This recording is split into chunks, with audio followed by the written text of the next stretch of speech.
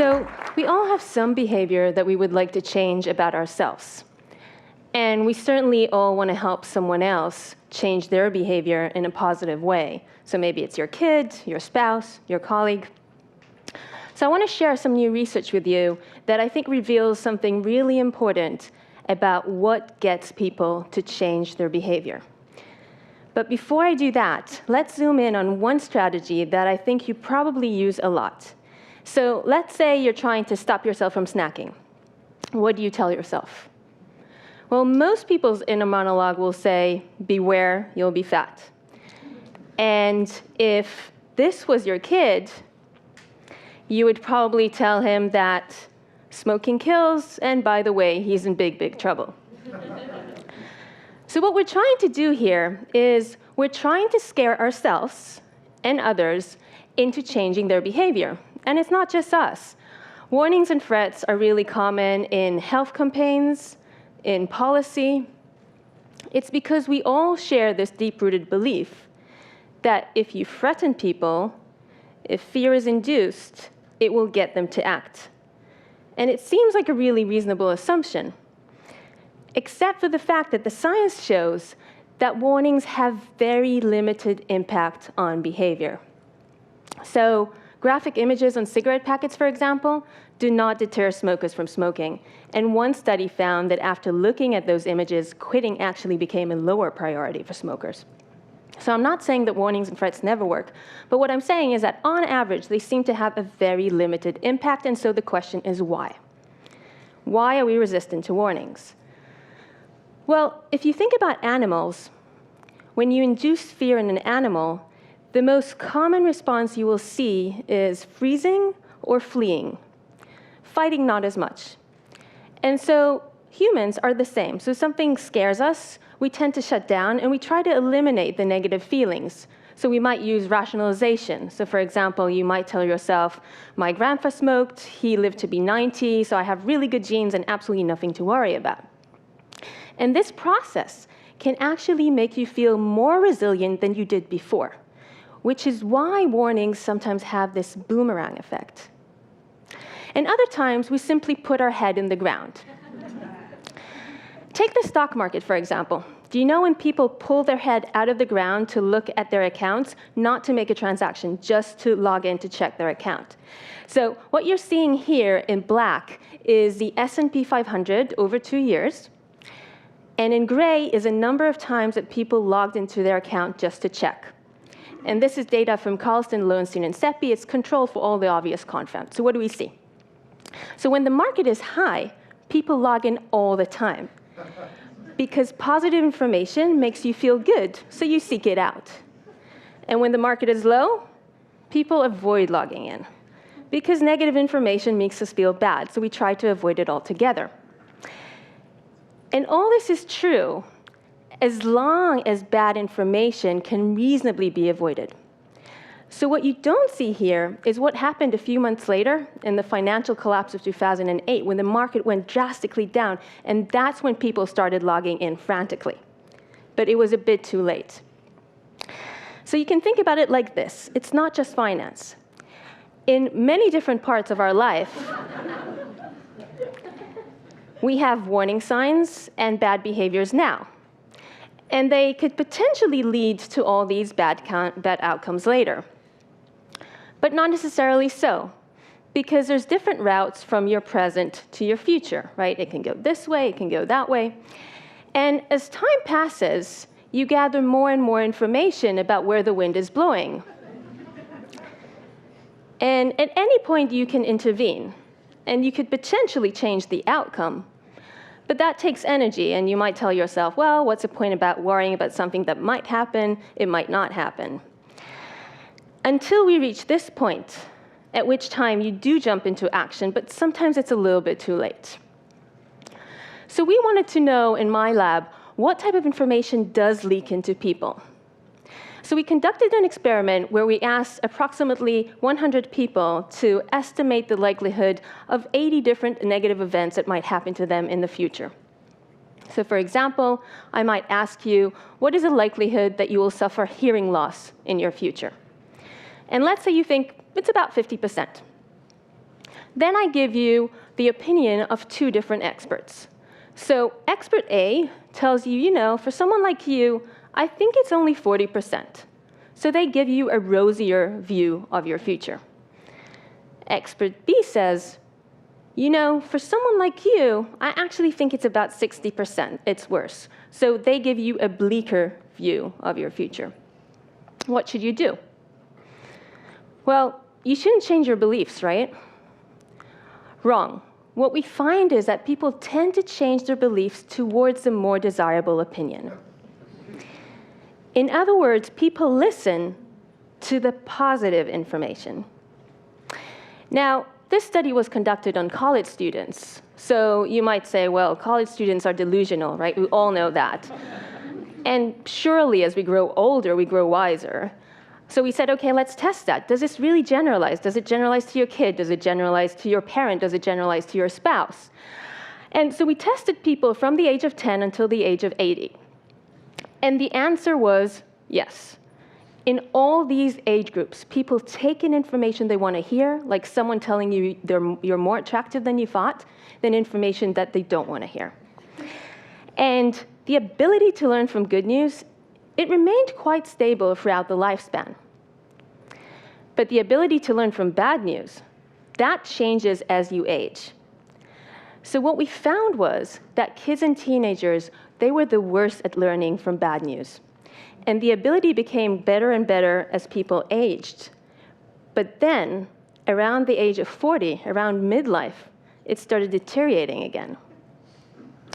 So what this means is that the most vulnerable populations, kids and teenagers on the one hand, and the elderly on the other hand, they're the least likely to accurately learn from warnings.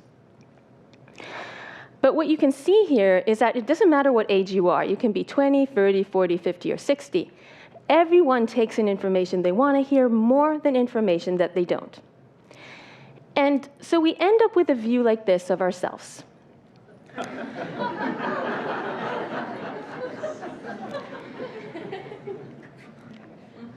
And our mistake as teachers, as mentors, as employers, is that instead of working with this positive image that people so effortfully maintain, we try and put a clear mirror in front of them.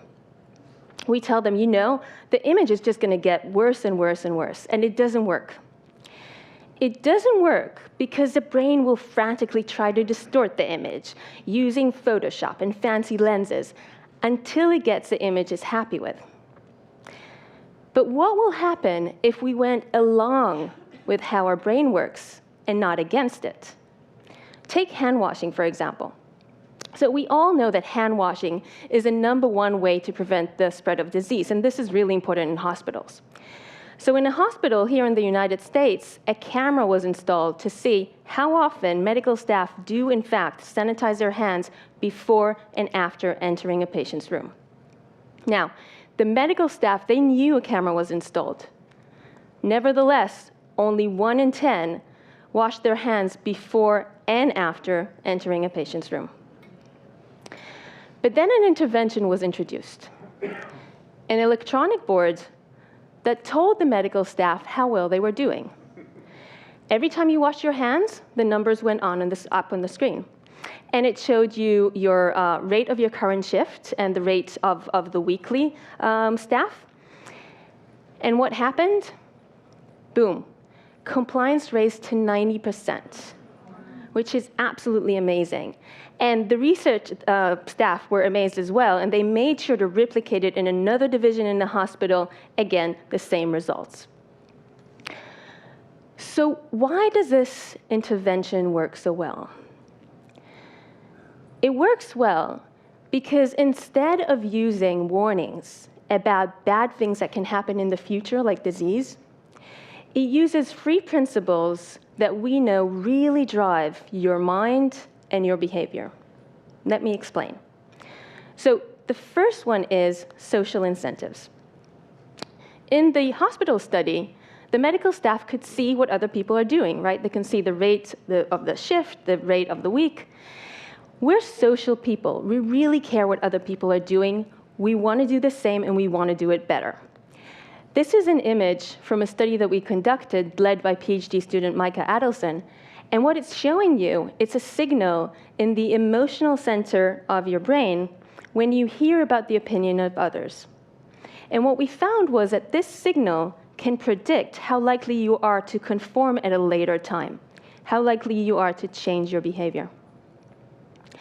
So the British government are using this principle to get people to pay taxes on time. In an old letter that they sent to people who forgot to pay taxes on time, they simply stressed how important it was to pay taxes, and that didn't help. So then they added one sentence. And that sentence said, 9 out of 10 people in Britain pay their taxes on time. And that one sentence enhanced compliance within that group by 15%, and is thought to bring into the British government £5.6 billion. So highlighting what other people are doing is a really strong incentive. The other principle is immediate rewards.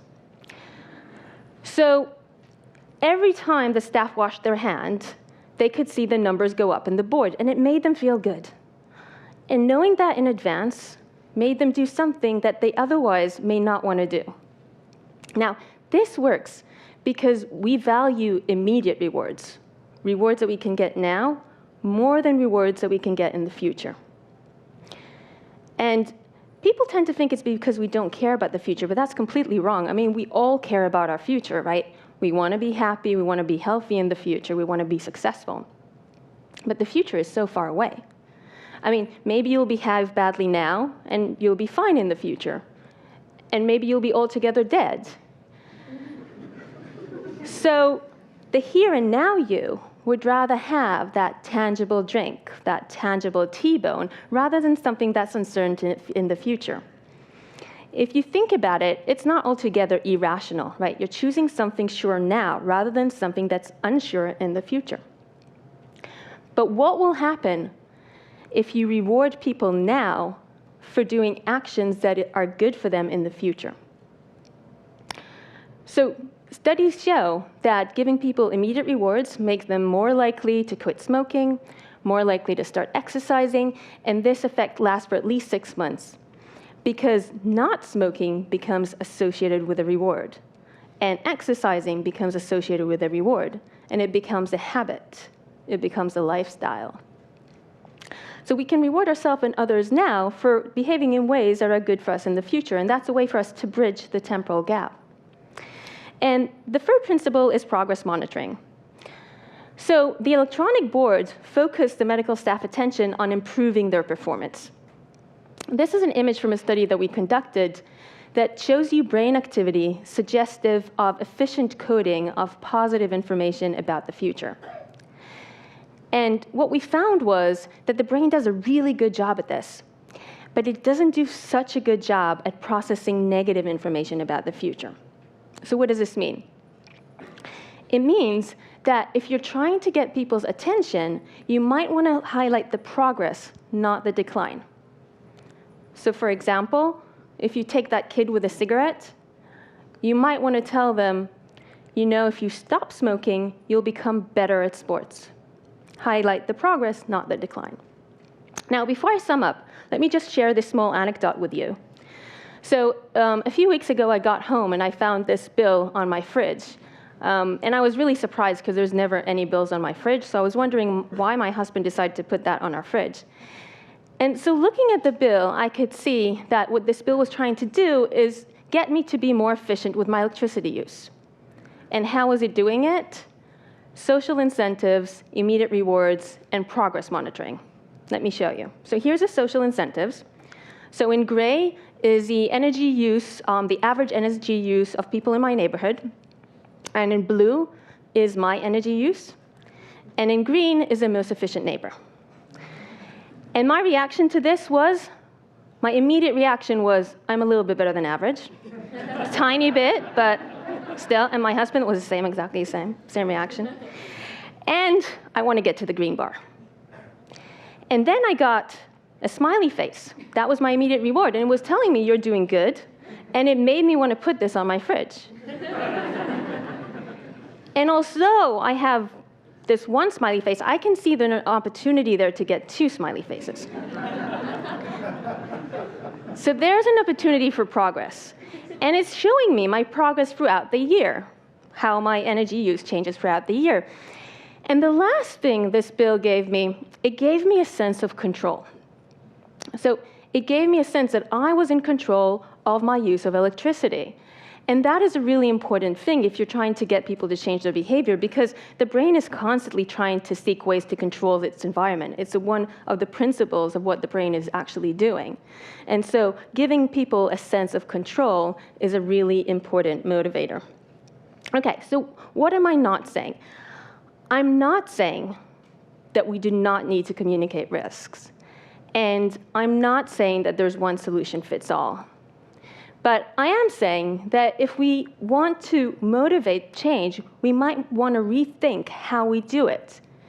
Because fear, the fear of losing your health, the fear of losing money, induces inaction, while the thrill of a gain induces action. And so to change behavior in ourselves and in others, we may want to try these positive strategies rather than threats, which really capitalize on the human tendency to seek progress. Thank you.